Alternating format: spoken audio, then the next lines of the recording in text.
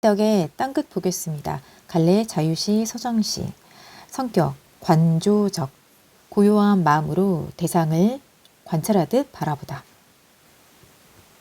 땅끝을 관조하는 것이죠. 회상하면은 과거와 현재가 나오겠고, 사색 깊이 생각하다, 또 역설법이 쓰였다. 주제 절망의 순간에서 중요함. 절망의 순간에서 발견한 삶의 희망. 이때 위태로움 속에 아름다움이 스며 있다고 깨닫게 되는데, 이것이 바로 절망의 순간에 위태로움 속에 발견한 삶의 희망, 아름다움이 스며 있다는 역설적 인식을 하게 됩니다. 특징, 표현상의 특징 첫 번째, 과거와 현재를 교차하며, 회상이라고 했죠. 과거와 현재를 교차하며 시상을 전개하고, 이 땅끝의 중의성, 중복되는 의미를 통해 주제를 효과적으로 드러낸다. 여기서는 미리 보자면 땅끝 하면은 실제 전남, 해남, 땅끝 마을을 나타내고, 또 말 그대로 땅의 끝, 또 과거에는 화자가 이상과 동경을 찾아서 마구 뛰어갔던 이상적 공간, 어린 시절에 줬던 이상적 공간.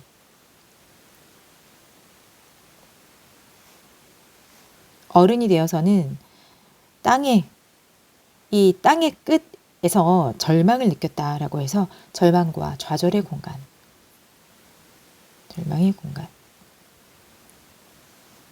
그러면서 인식의 전환, 희망의 공간으로 이렇게 중의적인 표현, 그 다음 역설적 인식을 통해 삶의 의미를 성찰하였다. 이렇게 해서 주제를 잘 나타내었다. 이 시는 전남 해남을 뜻하는 실제 지명이면서 동시에 인생의 절망적인 순간, 그 순간을 의미하는 땅끝의 중의적인 표현을 통해 절망적이고 위태로운 상황 속에서 발견되는 긍정적인 삶의 의미를 그리고 있다. 땅끝은 막바지라는 극한 상황에 끝이면서 새로운 공간이 시작되는 경계이다. 그러면 막바지라는 극한 상황, 절망이 되지. 그 다음 새로운 공간이 시작되는 경계이다. 바다, 물가가 있다. 땅의 끝에는 바닷물이 있지. 그렇게 해서 희망이 있다. 물의 희망이다. 이것은 물을 보편적으로 상징할 때 재생과 생명력 이렇게 나타내기 때문이야. 이 새로운 공간에서, 그럼 절망에서 희망으로. 그렇게 해서 화자는 위태로움 속에 아름다움이 스며 있다는 인식에 도달하고 절망의 순간에 삶의 희망을 발견하게 된다. 1번 보겠습니다. 1번은 어린 시절이야. 산 너머 고운 노을을 보려고 그네를 힘차게 차고 올라 발을 굴렀지. 화자 지금 뭐하고 있을까? 화자가 지금 산 너머에 있는 것이 아니야. 화자는 그네를 타는데, 그네를 타면 위로 올라가잖아. 그래서 산 너머에 고운 노을, 그 아름다운 노을을 보려고 그네를 더욱더 힘차게 차고 올라가 발을 굴렸대. 너희가 그네 탔던 어린 시절을 생각해보면 높이 올라가고 싶어서 계속 그네를 타다 보면은 어떤 일이 있느냐. 나를 태우고 날아가던 그네줄이 오랫동안 삐걱삐걱 떨고 있었어. 무섭게 되거든. 그럼 다시 산 너머 고운 노을을 보려고, 화자는 노을을 보려고, 노을의 속성 곱다. 그러면 긍정이지. 고운 노을, 어린 시절의 꿈 이상 동경 아름다움, 그네를 힘차게 차고 올라 발을 굴렀지. 힘차게 차고 올라 발을 굴렀다. 역동적 이미지. 고운 노을을 보기 위한 화자의 노력이야. 하지만 노을은 끝내 어둠에게 잡아먹혔지. 그러면 어둠이 왔다. 시간의 경과. 시간의 경과, 노을이 잘 보이지 않게 되었다. 꿈과 이상의 좌절. 또한 나를 태우고, 자, 화자, 표면적 화자로서 드러나 있는데, 이 화자는 어린 나, 과거. 나를 태우고 날아가던 그네줄이, 그러면 그네줄로 인해서 나는 이상을 향해 나아갈 수 있었어. 그네줄이 오랫동안 삐걱삐걱 떨고 있었어. 그네줄이 떨 수 없잖아.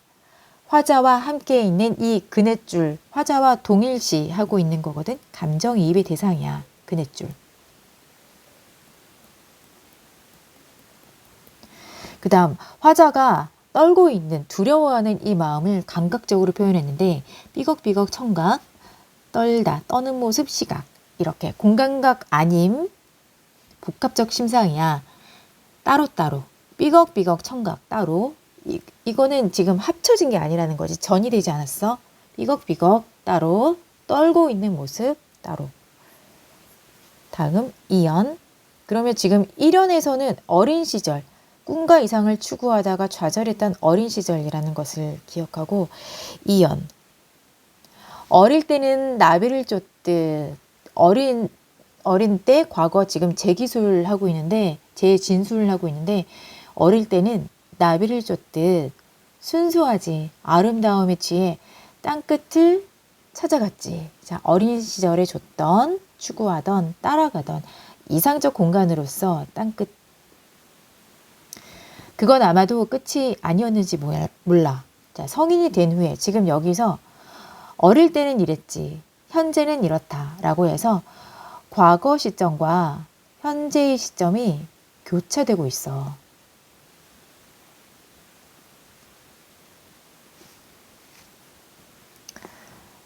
교차. 마주치고 있다. 그 다음 그러나 중요. 그러나 이 시에는 인식의 전환으로 접속 부사어가 나와. 그러나 그냥 접속어라고 생각하면 돼. 그러나 그런데 이렇게 나오거든. 둘 다 인식 전환. 살면서 몇 번은 땅끝에 서게도 되지.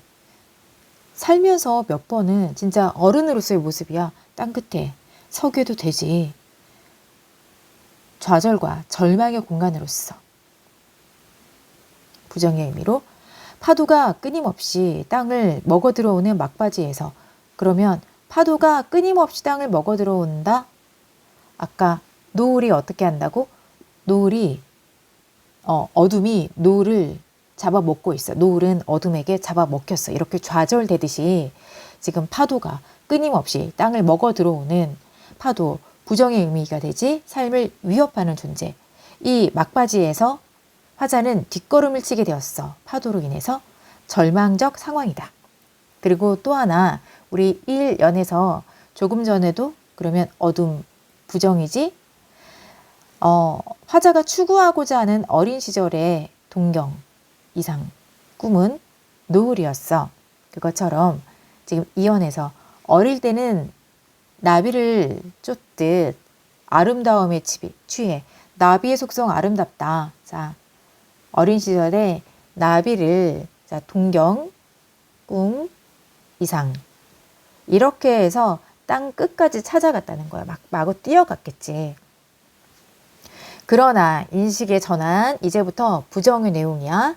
땅 끝에 살면서 몇 번은 땅 끝에 서게도 되지. 절망과 좌절의 공간. 파도가 끊임없이 땅을 먹어 들어오는 막바지에서 이렇게 뒷걸음질 치면서 말이야. 화자는 절망적인 상황에 있다.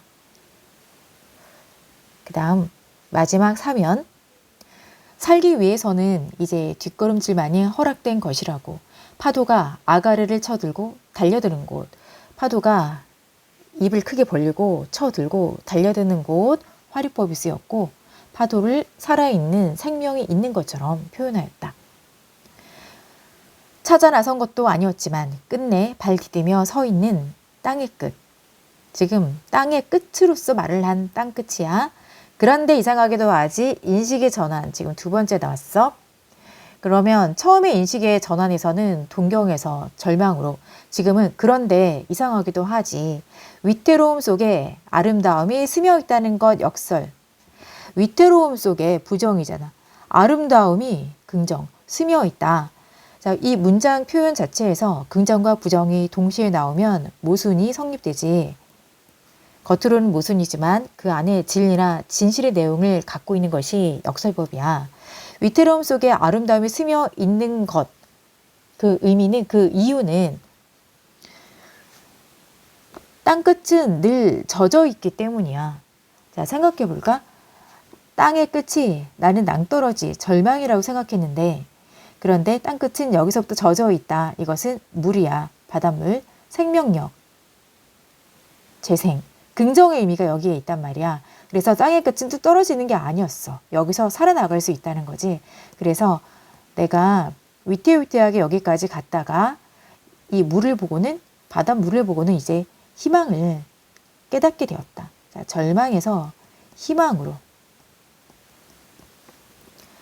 땅끝은 늘 젖어 있다. 그러므로 아름다움이 스며들어 있다라고 표현한 거야. 절망적이지만 그 안에 희망을 품고 있는 공간으로서 땅끝이 된 거야. 그걸 보려고 또 몇 번은 여기에 이르리라는 것이 몇 번 이 시어를 통해서 절망의 순간이 반복되어도 그래도 계속 여기에 이르리라는 것, 포기하지 않고 희망을, 여기에는 희망이 있어. 희망을 찾겠다는 어떤 태도, 긍정적인 태도가 드러났다. 이 시의 구성을 보면 1연에서 삐걱대는 그네줄 어린 시절의 체험이었지.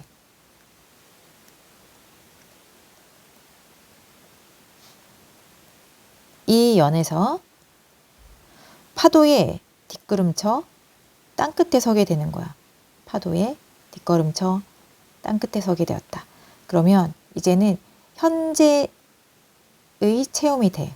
그리고 3연에서는 지금 인식에 큰 전환이 있지. 인식의 전환으로서 어떻게 위태로움 속에 아름다움이 스며들어 있다. 역설. 이렇게 해서 절망에서 희망으로, 절망 속에서 삶의 희망을 깨닫게 되었다. 주제 절망의 순간에서 발견한 삶의 희망.